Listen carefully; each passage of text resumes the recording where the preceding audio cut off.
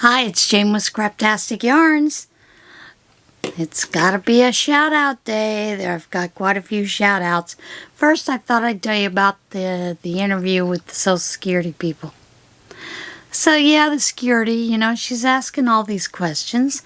She gets to the question about, has he been employed by the government and blah, blah, blah. And I'm like, yeah, sorta, kinda.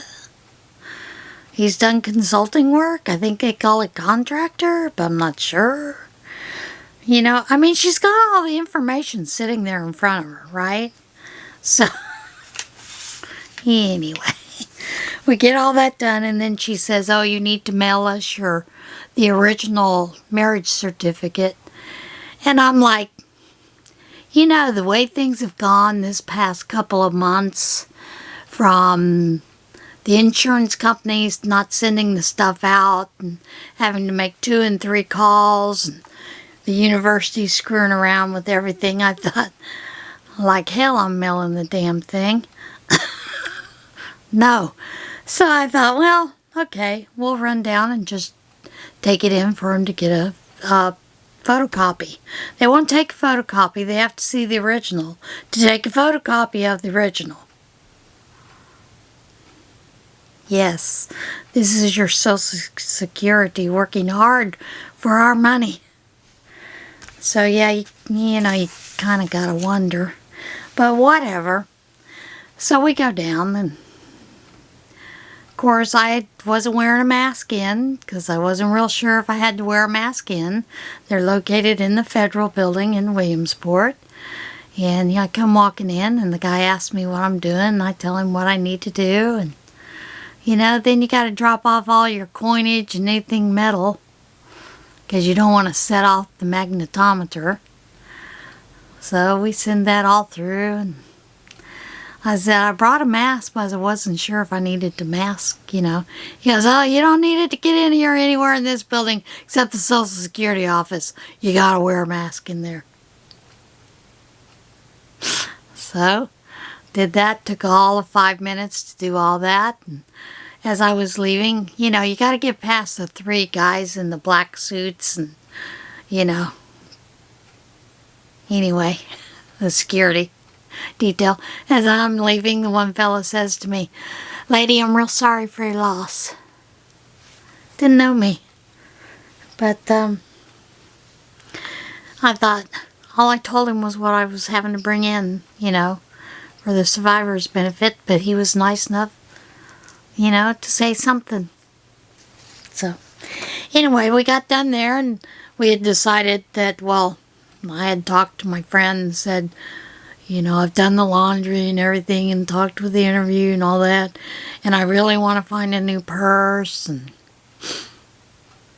so, I'm like, let's go to Ben Franklin's. Do you want to ride along? And I let her ride in the car this time so she didn't have to ride on the rocking chair on the hood. It's a joke between us.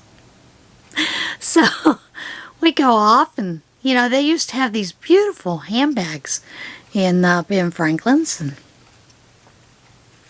we get in there, and of course they've got lots of yarn and fabrics, and I found some beautiful yarns, beautiful fabrics, but nothing that I really said you must buy me at this moment. So, and as we're walking past, I finally see this one small little section of handbags. Now, they used to have a big selection. And I'm looking at them, and I'm like, don't really like them. So, I did buy something. I bought a Tunisian sampler book. This is one of Annie's crochets. This is a pattern book done by Roan Strong. So I'm looking forward to starting that with some of the scraps that I have.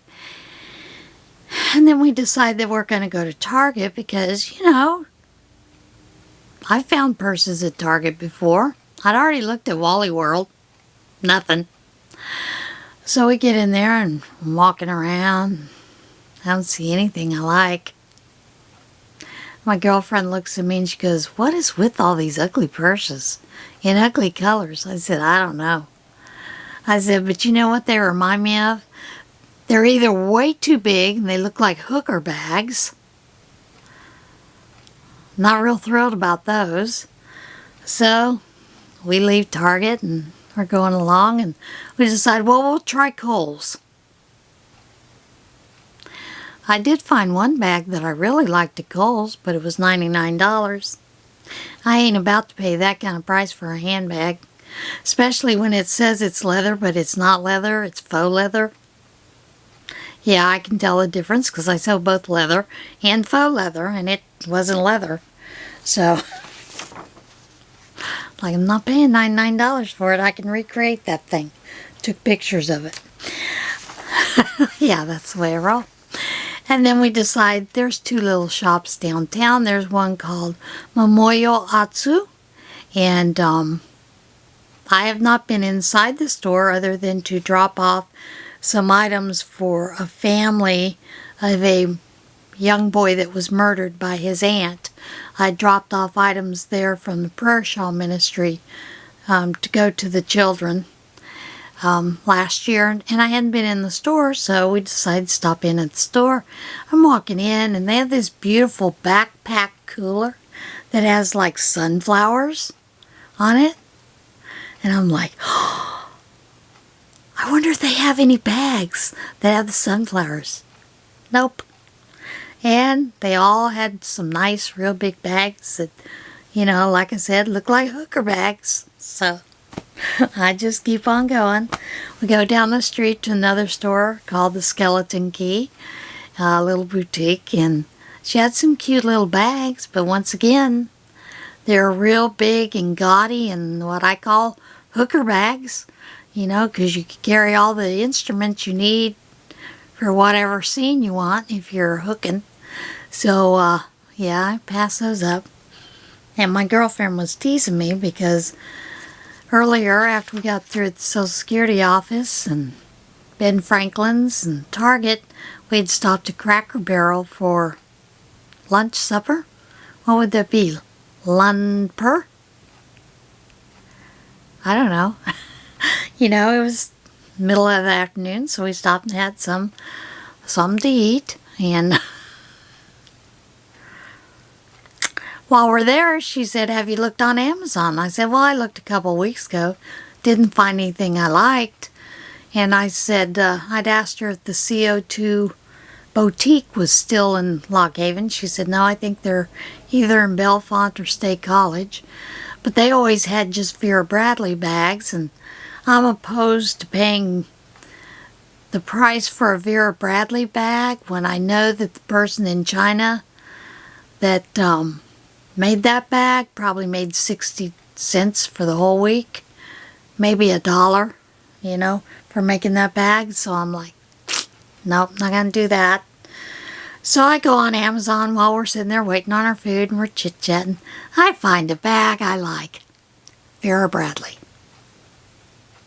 No, I didn't buy it. Because I look at it like this. I can recreate every Vera Bradley bag that's out there. You know, it's not that hard. If you're a quilter and you're a sewer, you can do it. So I'm like, okay, I'm not going to do that. But, you know, just didn't find anything that I liked. And everything was humongous. Like I said, it all looked like something you'd buy in a casino. Or, like I said, a hooker bag. So we moved on. So anyway, dropped her off. Did get another thing. Diamond painting. Yeah, I need a new craft like a hole in my head, but why not? And I told her, I said I was also thinking about, Thomas has a paint by number that he has put up in the closet and hadn't touched it, and you know, it was a Christmas gift and he never made it and never painted it. And then he bought all these D&D little figurines that he was going to paint and he never painted it. I'm like, yeah, might as well do that. I'm going nuts, people. All right, but you're here for the shout-outs, aren't you? So here we go. I'm going to start with this first fella. I watched his introduction, and it was a day that I spent a lot of time crying. He made me laugh. It was just a joy to watch him, and that is Boy Crochet. So I hope you will check him out. Then there is Heather's Diamond Painting and Crochet. Maybe that's where I'm getting the idea for diamond painting. But I thought I'd give it a shot, you know. Then there is Zazi K Creations. Now, Zazi K Creations is not a crocheter, she's not a knitter, but she's a sewist. And she is doing some things that I had wanted to do starting last year, was to start sewing my own wardrobe, because, you know, when I go shopping, because the size I am, plus size, a lot of those things are just ugly. Fashions are ugly. So I decided I wanted to sew my own things, and I just hadn't done it, and a lot of that truly has been because of the back and forth with the chemo, hospitalizations, doctor's appointments, you name it. And, you know, we'd get back and both of us would be exhausted. So I just never got back to it. But I do plan on getting back into that. But this is Keisha, and she is on a sewing journey.